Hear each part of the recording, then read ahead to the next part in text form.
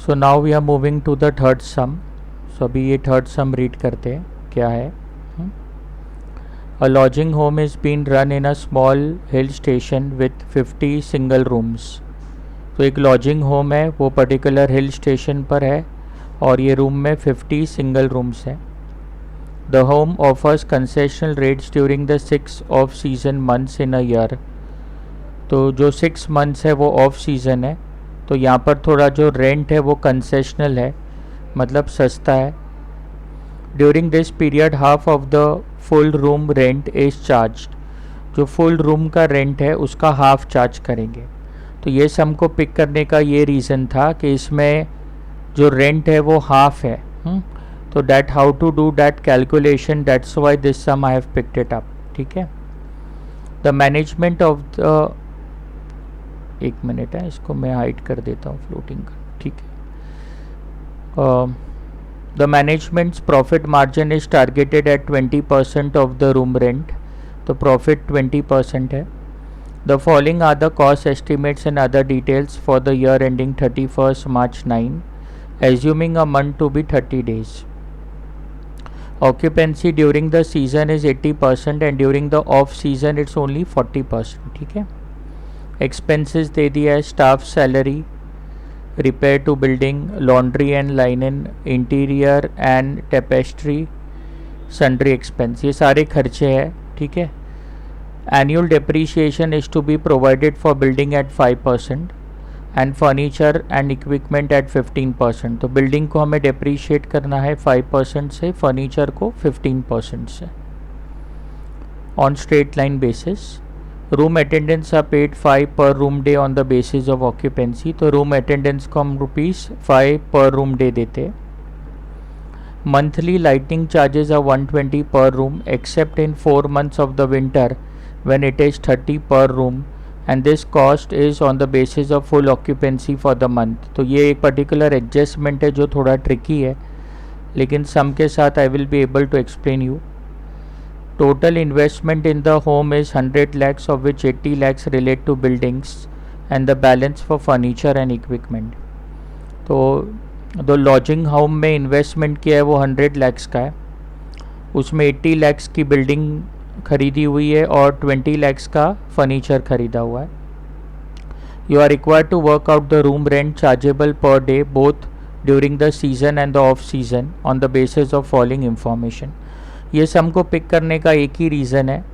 पहला तो ये लाइटनिंग का एक एडजस्टमेंट है जो थोड़ा डिफ़िकल्ट है.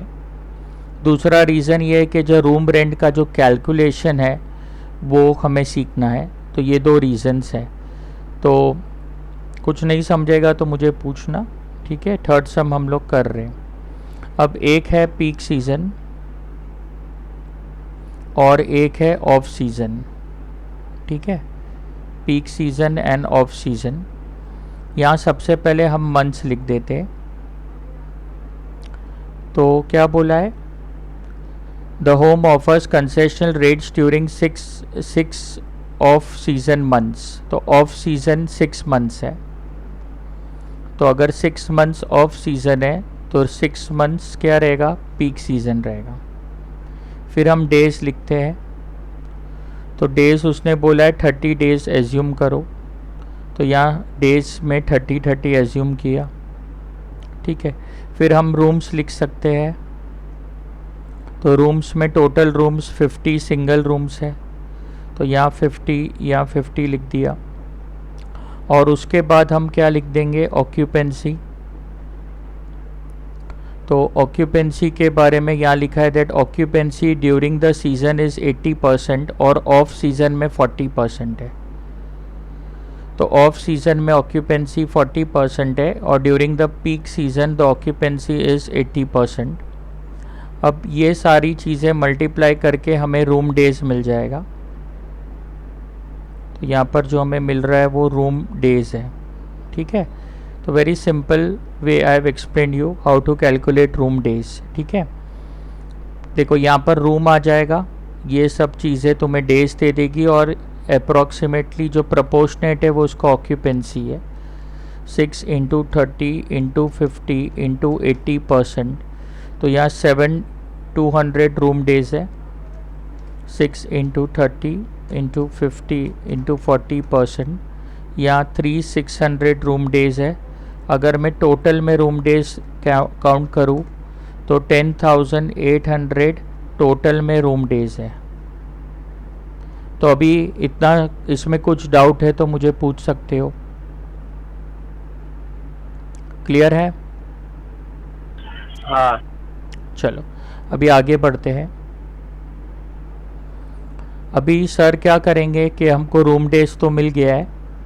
अभी सर जो नेक्स्ट पार्ट इसमें जो कर सकते हैं वो है कि सर इसका डेप्रीशिएशन निकाल सकते हैं। ठीक है, तो पहले एडजस्टमेंट्स मैं कर लेता हूँ। तो यहाँ पर देखो जो डेप्रीशिएशन का पार्ट है उसे पहले हम सॉल्व करने की कोशिश करते हैं। सो हमारा जो फर्स्ट वर्किंग नोट हमने जो बनाया that was to calculate the room days. ठीक है, अभी हम जो वर्किंग नोट 2 बना रहे दैट इज़ फॉर डेप्रीशिएशन। ठीक है, अब डेप्रीशिएशन में दो एसेट्स है, one is the building and other is the furniture. ठीक है, अब दोनों की हम बुक वैल्यू ले लेंगे। तो what is the book value we will find out. ठीक है, देखो यहाँ दिया हुआ है टोटल इन्वेस्टमेंट 100 लैक्स है, तो टोटल इन्वेस्टमेंट 100 लैक्स है। 80 लैक्स बिल्डिंग का है, तो उसमें से बिल्डिंग का जो इन्वेस्टमेंट है वो 80 लैक्स का है। तो ऑब्वियसली जो फर्नीचर का इन्वेस्टमेंट रहेगा वो 20 लैक्स का है। क्या मेरी बात समझी? हाँ। चलो, तो हम बोल सकते हैं कि बिल्डिंग का जो बुक वैल्यू है वो 80 लैक्स है और फर्नीचर का जो बुक वैल्यू है वो 20 लैक्स है। अब सर इसको रेट से मल्टीप्लाई करेंगे, रेट ऑफ डेप्रीशिएशन से। तो लिखा है एनुअल डेप्रीशिएशन जो बिल्डिंग का है वो 5% है। सो बिल्डिंग को डेप्रीशिएट करेंगे बाय 5% एंड फर्नीचर का 15% है, तो फर्नीचर को we will depreciate by 15%। So what will get the depreciation. ठीक है, सो 80 लैक्स का अगर 5% किया तो आई एम गेटिंग 4 लाख रुपीज़, और 20 lakhs का if I take it at 15%, so I'm getting 3 lakh rupees. तो what I have done is that I have calculated the depreciation. इसमें कुछ डाउट है क्या? नहीं। Okay, very good. अभी नेक्स्ट जो एडजस्टमेंट मुझे लग रहा है वो एडजस्टमेंट मुझे लाइटनिंग चार्जेस का लग रहा है, और जो सबसे इम्पॉर्टेंट और थोड़ा डिफ़िकल्ट एडजस्टमेंट है। तो what will do, working note 3 में we are going to solve for lightning charges. ठीक है, का एडजस्टमेंट। ठीक है, अब मैं बाकी सब रब कर रहा हूँ क्योंकि ले क्या होएगा बाद में सब मार्किंग से it will be a confusion for me only. चलो अभी अपन आगे बढ़ते हैं और लाइटनिंग को हैंडल करने की कोशिश करते हैं। आराम से सुनना, कुछ नहीं आएगा तो पूछना। The monthly lightning charges are 120 per room except in 4 months of winter when it is 30 per room, and the cost is on the basis of full occupancy for the month. अब यहाँ पर दो चीज़ें तुम्हें समझने की है कि उसने अपने को जो लाइटिंग चार्जेस दिया है मंथली दिया है और पर रूम दिया है, और दूसरी बात जो ट्विस्ट की है वो फुल ऑक्यूपेंसी पे की हुई है। तो ये दो चीज़ें हमें कंफ्यूज करने के लिए दी है। ठीक है, तो अभी हम उसको सॉल्व करने की कोशिश करेंगे।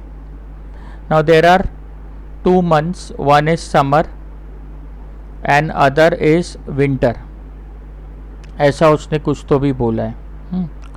अब ध्यान से देखेंगे तो 4 months इन विंटर है, तो अगर विंटर में 4 months है तो समर में तो 8 months होंगे, टोटल आर 12 months। तो समर में कितने मंथ्स रहेंगे? 8 months रहेंगे। इतना समझा कि नहीं समझा? हाँ। चलो आगे बढ़ते। अब बोलता है जो मंथली लाइटिंग चार्जेस है वो 120 रुपीज़ है पर रूम। तो जो चार्जेस दिया है वो पर रूम दिया है और पर मंथ दिया है, तो 120 पर रूम, तो यहाँ पर 120 रुपीज़ है पर रूम पर मंथ, और विंटर में क्या है 30 रुपीज़ है, तो यहाँ पर 30 रुपीज़ है। तो यहाँ तक मेरी बात समझी? क्या किया मैंने, खाली ये जो हाँ। चीज़ें थी उसको मैंने डिवाइड कर दिया, और ऊपर जो मैंने लिखा है वो मंथ्स है। तो 8 महीना और चार्जेस है 120, और विंटर के 4 महीना चार्जेस कितना है 30। 30। अब प्रॉब्लम अपने को क्या है वो समझना है। प्रॉब्लम अपने को ये है कि अपना सीज़न वाइज है, पीक सीज़न और एक ऑफ सीज़न है। उसने बोला है कि 6 मंथ्स अपना पीक सीज़न है, और जो बचा हुआ 6 मंथ्स है वो अपना क्या है ऑफ सीज़न है। ठीक है, बट इसने समर और विंटर ऐसा यहाँ नहीं किया है। तो हमें क्या करना है, म्यूट कर दो। वीडियो अटक रहा है। वीडियो अटक रहा है, इंटरनेट कनेक्शन अनस्टेबल है, 1 मिनट। ओके, तो टेक्नोलॉजी का एक ही प्रॉब्लम है कि एक पीक सीज़न है जो हमारे लिए 6 मंथ्स का है, एक हमारा जो ऑफ सीज़न है जो हमारे लिए 6 मंथ्स का है। तो मैं इसको 4 मंथ्स मानता हूँ और 2 मंथ्स मानता हूँ, ऐसा करता हूँ। ठीक है, तो जो पीक सीज़न है वो 6 मंथ्स का है, जो ऑफ सीज़न है उसको मैंने 2 हिस्सों में बांट दिया, 4 मंथ्स और 2 मंथ्स। तो टोटल यहाँ पर भी 6 मंथ्स आ गए। अब सवाल ये हो रहा होगा कि सर ऐसा क्यों बांटा, तो रीज़न यहाँ पर है, यहाँ पर मुझे 4 मंथ्स चाहिए, तो मुझे एक बाइफर्केशन 4 मंथ्स का चाहिए ही रहेगा। तो यहाँ तो 6 महीना है तो इसे मैं तोड़ रहा नहीं हूँ। यहाँ पर टोटल 6 मंथ्स है, तो यहाँ पर मैंने 4 मंथ्स और 2 मंथ्स करके इसे तोड़ दिया। अब आराम से तुम समझेंगे। यहाँ पर रूम्स देखो कितने हैं, 50 सिंगल रूम्स है, तो सब बाजू मैंने रूम्स को तो 50 कर दिया। ठीक है, थोड़ा ध्यान से दे सुनेंगे समझेंगे तो आ जाएगा। 50 देखो सिंगल रूम्स है, राइट। तो यहाँ पर सर ने सब बाजू 50 सिंगल रूम्स लिख दिए। अब यहाँ पर मंथ्स सर लिखते, तो यहाँ तो 6 मंथ्स है, यहाँ 4 मंथ्स है, और यहाँ पर क्या है 2 मंथ्स है। अब सर को डेज की ज़रूरत नहीं है, बिकॉज जो चार्जेस है वो क्या है मंथ वाइज है। चलो, जो चार्जेस दिए हुए वो क्या दिए लाइटनिंग के, ये 120 रुपीज़ दिया है समर के मंथ्स में। तो मैं यहाँ 120 रुपीज़ लिख रहा हूँ, और यहाँ पर भी मैं 120 रुपीज़ लिख रहा हूँ। और ये जो पार्ट है, ये जो पार्ट है वो विंटर का है। इसका मतलब ये जो पार्ट है वो समर का रहेगा, और ये जो पार्ट है वो भी समर का रहेगा। कुछ आई बात समझ में, गेटिंग इट? तो इसको मैं थोड़ा और क्लियरली मैं बताऊँगा, तो 2 मिनट खाली मुझे दो। पहले तो मैंने क्या किया, 120 रुपीज़ यहाँ लिख दिया, 120 रुपीज़ यहाँ 2 मंथ्स में लिख दिया, क्योंकि विंटर में जो रेट है वो विंटर बोलता है खाली 4 मंथ्स का है, और उसमें रेट 30 है। तो विंटर का जो रेट है वो 30 है, राइट।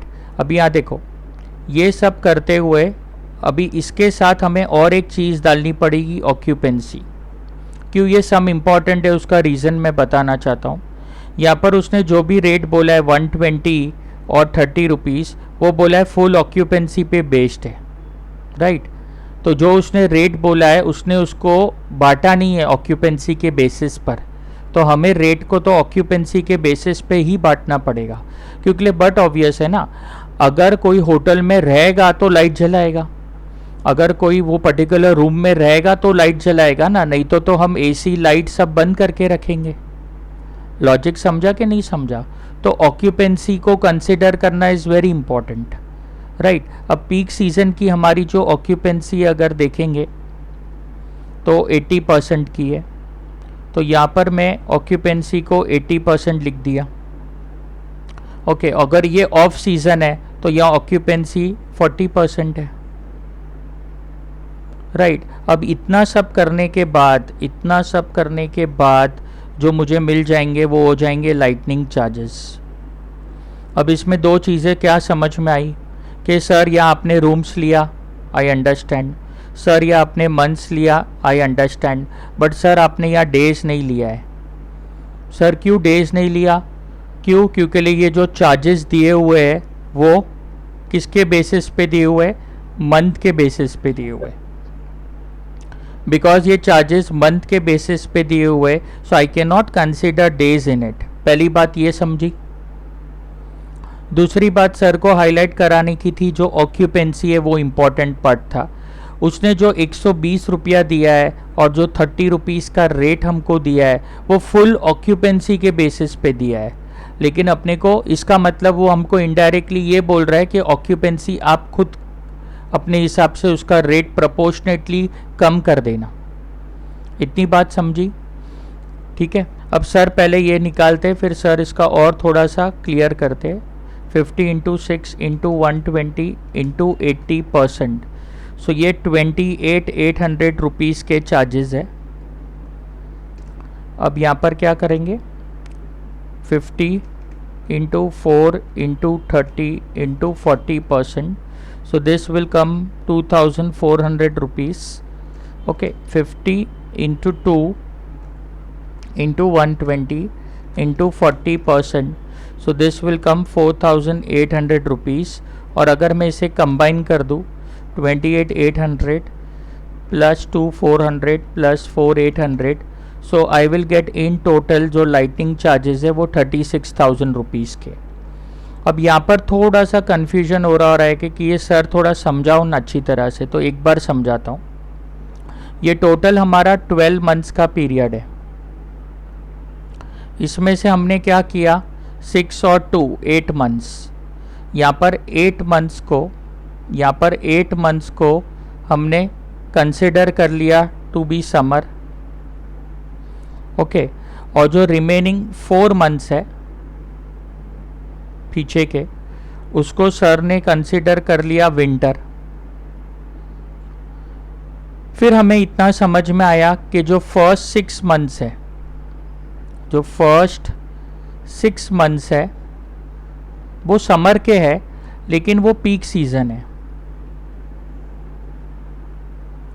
और सर ये जो रिमेनिंग मंथ्स है, इसमें से ये 2 मंथ्स सर समर के है, लेकिन ये हमारे ऑफ सीजन के। ये 2 महीने समर के है, लेकिन ये ऑफ सीजन के। और ये 4 मंथ्स जो है ये विंटर का है, और ये भी ऑफ सीजन है। तो अगर मैं ऑफ सीजन की बात करूं तो 2 मंथ्स समर के आ गए और 4 मंथ्स विंटर के आ गए, और अपना जो ऑफ सीजन बनता है वो टोटल में 6 मंथ्स बनता है। आई बात समझ में कि नहीं आई?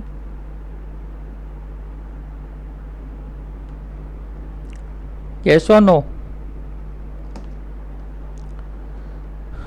तो अभी हम लोग क्या कर रहे थे, जो नेक्स्ट पार्ट था that have explain to you. तो जो हमारा वर्किंग नोट, आई थिंक ये 3 लाइटिंग चार्जेस का जो वर्किंग नोट है that we have finished it off. अभी सम में एज सच कुछ बचता नहीं है। अभी हमें सम का जो लास्ट पार्ट है हम उसमें जा रहे।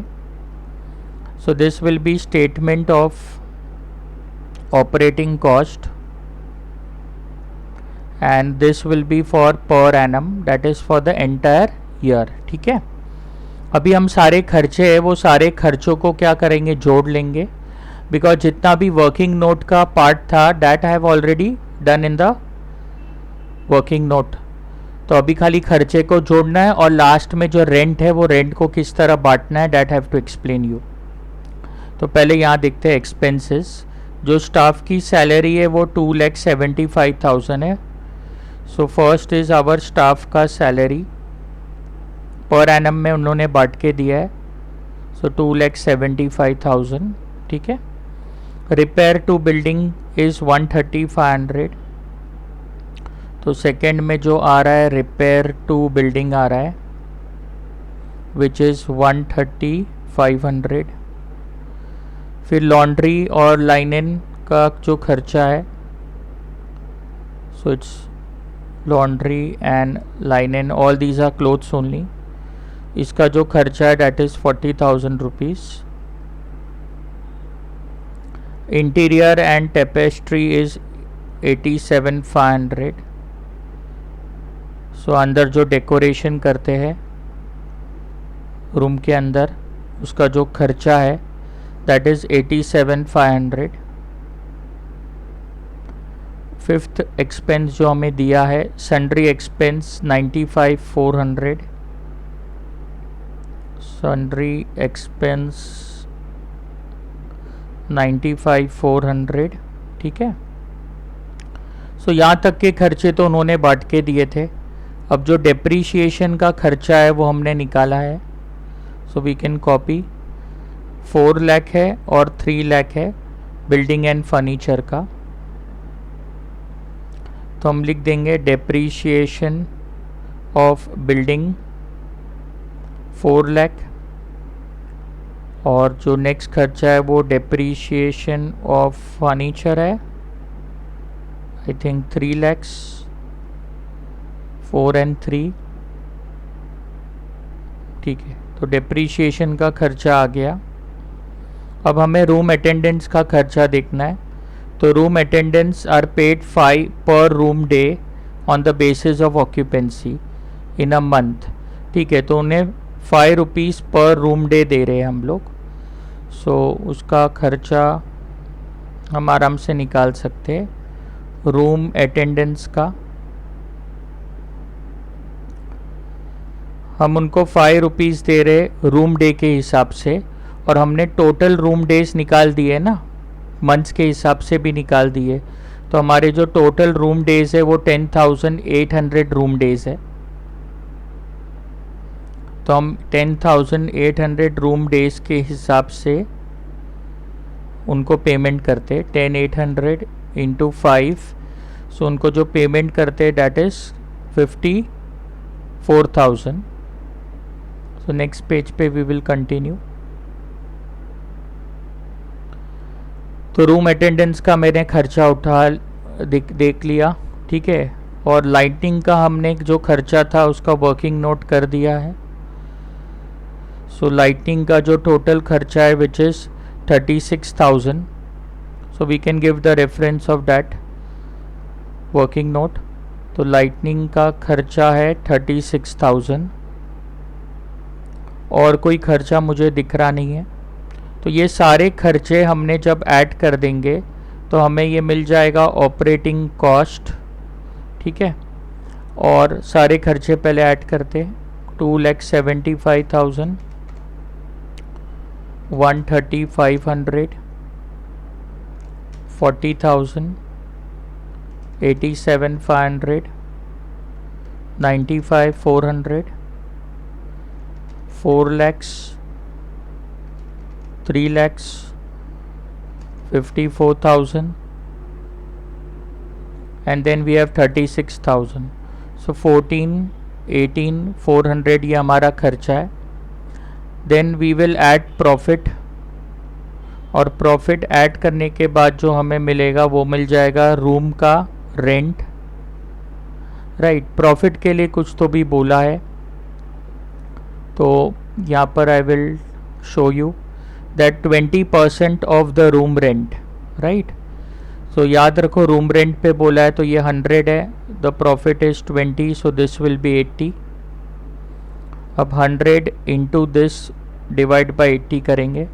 सो 100 multiply by 14, 18, 400 divide by 80, so 73,000 this is our room rent. और जो रिमेनिंग है 354,600 ये हमारा प्रॉफिट है। अब इसके बाद जो सबसे इम्पॉर्टेंट पार्ट है ये सम का, वो हमें समझना है कि उन्होंने हमको क्या बोला है कि there is one peak season and there is one off season, ठीक है। हमने पीक सीज़न और ऑफ सीज़न के रूम डेज निकाले हुए हैं वर्किंग नोट में। तो सबसे पहले मैं वो पिक कर लूँ, 7,200 एंड 3,600। सो यहाँ 7,200 आ रहा है और यहाँ 3,600 रूम डेज आ रहे हैं। Now what about the rent per room day, what about the rent per room day. So they have mention something about it. तो ये अपने को सीखना है, इसके लिए ये सम पिक किया हुआ है कि तुमको रेंट निकालने आए बराबर, ठीक है। ये सिंगल रूम और डबल रूम नहीं है, रेंट में देयर इज़ समथिंग। देखो लिखा है यहाँ पर that during the period half of the full room rent is charged. During this period half of the full room rent is charged. Obviously ये ऑफ सीजन की बात कर रहा है. तो अगर पीक सीजन में रेंट x है तो ऑफ सीजन में रेंट 50% ऑफ x है, हाफ है. अगर यह रेंट 1x है तो यह रेंट इसका हाफ है 0.5x. क्या मेरी बात समझी? सर वापस एक बार एक्सप्लेन करो. हाँ, मैं और एक बार बताता हूँ. यहाँ पर जो रेंट है इसको मैंने 1x ले लिया, और जो ऑफ सीजन में जो रेंट है ना वो पीक सीजन का 50% है, तो यहाँ 0.5x ले लिया.